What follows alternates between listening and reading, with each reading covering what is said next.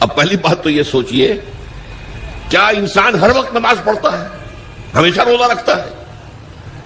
جب اللہ کہہ رہا میں نے تو پیدا ہی کیا میری عبادت کے لیے، کوئی اور کام اگر وہ کر رہا ہے تو وہ میرے مقصد تخلیق کے خلاف کر رہا ہے۔ وما خلقت الجن والانس الا لیعبدون، میں نے تو جنوں اور انسانوں کو صرف اس لیے پیدا کیا کہ میری عبادت کریں۔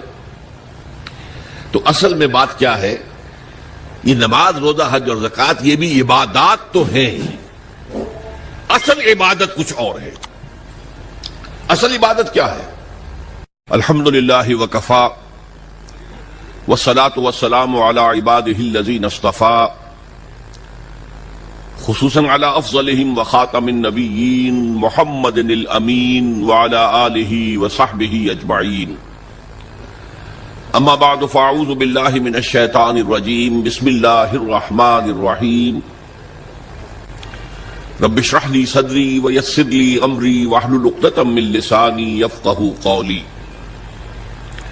اللہم ربنا الہمنا رشدنا واعذنا من شرور انفسنا، اللہم ارنا الحق حقا وارزقنا اتباعہ وارنا الباطل باطلا وارزقنا اجتنابہ، اللہم وفقنا لما تحب وترضى، آمین یا رب العالمین۔ معزز حاضرین اور محترم خواتین، السلام علیکم ورحمۃ اللہ وبرکاتہ۔ آپ کے علم میں ہے کہ میرا آج کی گفتگو کا عنوان ہے کلمہ طیبہ، اور اس کے حوالے سے یا اس کی روشنی میں ہمارے دینی فرائض۔ بچپن میں مجھے امید ہے کہ بہت سے لوگ خوش نصیب ایسے ہوں گے اس مجمع میں جن کی تعلیم کا آغاز قاعدہ یسرنا القرآن سے ہوا ہو یا نورانی قاعدے سے ہوا ہو، اور پھر اس کے بعد حضرت مولانا مفتی کفایت اللہ رحمۃ اللہ علیہ کی کتابچے تعلیم الاسلام جو ہے انہیں پڑھائے گئے ہوں۔ ظاہر بات ہے کہ آج کل وہ رواج ختم ہو چکا ہے، آج کا ہمارا دور مادہ پرستی کا ہے۔ ہماری تعلیم میں بھی آپ کو معلوم ہے کہ کنڈر گارٹن جو ہے اس سے بات شروع ہوتی ہے، اور ممی اور پاپا یہ الفاظ جو ہیں وہ بچوں کو سکھائے جاتے ہیں، اللہ اور اس کے رسول کا نام عام طور پر نہیں پڑھایا جا رہا۔ لیکن یاد ہوگا آپ کو کہ اس سلسلے میں سب سے پہلے ایمان مفصل، ایمان مجمل یاد کرائے جاتے تھے، ایمان کیا کیا ہے، پھر 6 کلمے پڑھائے جاتے تھے۔ یہ 6 کلمے یوں سمجھیے کہ اسلام کی تعلیمات کا لب لباب اور خلاصہ ہے۔ ان میں سے پہلے 2 کلمے کیا ہیں جو اہم ترین ہیں؟ کلمہ طیبہ، لا الہ الا اللہ محمد رسول اللہ صلی اللہ علیہ وسلم۔ یہ مختصر ترین کلمہ ہے، اسے ہم کلمہ طیبہ کہتے ہیں، اور یہ سمجھیے کہ ہمارے دین کی جڑ اور بنیاد اور اساس ہے۔ دوسرا کلمہ اسی میں لفظ شہادت کا اضافہ ہو کر اشہد ان لا الہ الا اللہ واشہد ان محمد رسول اللہ صلی اللہ علیہ وسلم۔ یہ کلمہ شہادت جو ہے یہ اسلام میں داخلے کا شاہ درا ہے۔ شاہ درا، در کہتے دروازے کو، شاہ درا بہت بڑا دروازہ۔ جو لوگ دلی سے واقف ہیں انہیں یاد ہوگا، معلوم ہوگا کہ دلی جو ہے وہ جمنا ندی یا جمنا دریا کے مغرب میں واقع ہے، اور مشرق سے جو بھی آتا ہے یو پی سے، اس کو پہلے ایک قصبے سے گزرنا پڑتا ہے، جس کے بعد پل آتا ہے جمنا کا، اور اس قصبے کا نام ہے شاہدرہ پل۔ اسی طرح کا شاہدرہ ایک لاہور میں ہے۔ لاہور جو ہے وہ راوی کے جنوب مشرقی کنارے پر ہے، آباد ہے شہر۔ اب جو بھی پشاور سے، سرحد سے، اسلام آباد سے، پورے پنجاب سے لوگ آتے ہیں تو انہیں لاہور میں داخل ہونے کے لیے دریائے راوی کراس کرنا ہوتا ہے، لہذا وہاں بھی ایک قصبہ ہے جس کا نام شاہدرہ ہے۔ شاہدرہ یہ بڑا در ہے کہ جس سے داخل ہو کر آپ دلی میں یا لاہور میں داخل ہوں گے۔ اسی طرح میں نے عرض کیا کہ اسلام میں داخلے کے لیے شاہدرہ جو ہے وہ ہے اشہد ان لا الہ الا اللہ واشہد ان محمد رسول اللہ صلی اللہ علیہ وسلم۔ آج میں انہی 2 کے حوالے سے آپ کے سامنے کچھ باتیں رکھ رہا ہوں۔ باتیں بالکل بنیادی ہیں، اور میں سمجھتا ہوں کہ آپ کے ذہنوں کے اندر موجود ہیں۔ صرف یہ ہے کہ آپ نے شاید زیادہ کبھی شعوری طور پر توجہ نہ دی ہو اور ان کے بارے میں کہیں گہرا غور و فکر نہ کیا ہو. دیکھیے پہلا جز کیا ہے؟ لا الہ الا اللہ، کلمہ توحید ہے. یہ اللہ کے سوا کوئی معبود نہیں. اب اس کا تقاضا کیا ہے؟ اور دوسرا جز ہے محمد الرسول اللہ صلی اللہ علیہ وسلم. اس کا تقاضا کیا ہے؟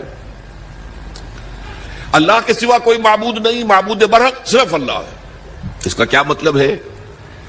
عبادت صرف اس کی ہوگی، کوئی معبود نہیں اللہ کے سوا، عبادت اسی کی ہوگی. اس عبادت کا مفہوم کیا ہے؟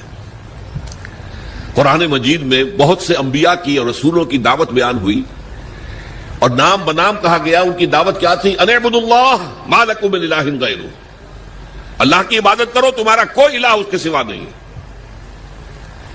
اس کے ساتھ ہی بعض صورتوں میں ایک لفظ کا اضافہ ہوتا ہے. سورہ شعراء میں ان اعبدوا اللہ واطیعون، عبادت اللہ کی کرو، میری اطاعت کرو.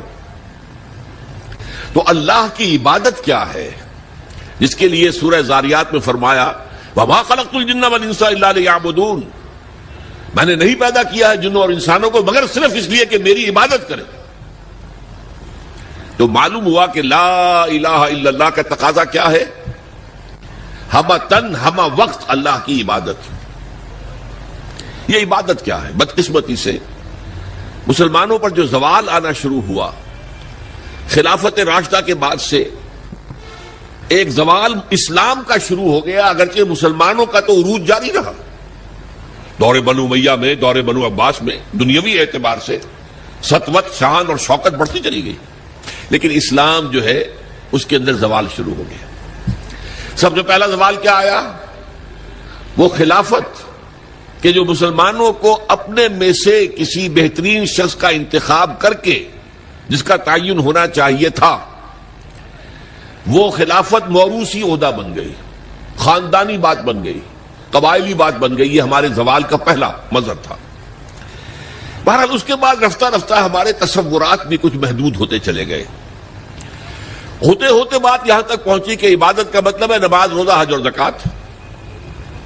اب پہلی بات تو یہ سوچئے، کیا انسان ہر وقت نماز پڑھتا ہے، ہمیشہ روزہ رکھتا ہے؟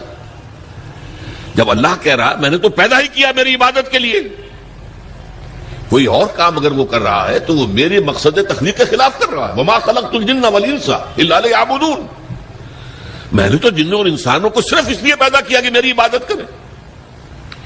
تو اصل میں بات کیا ہے؟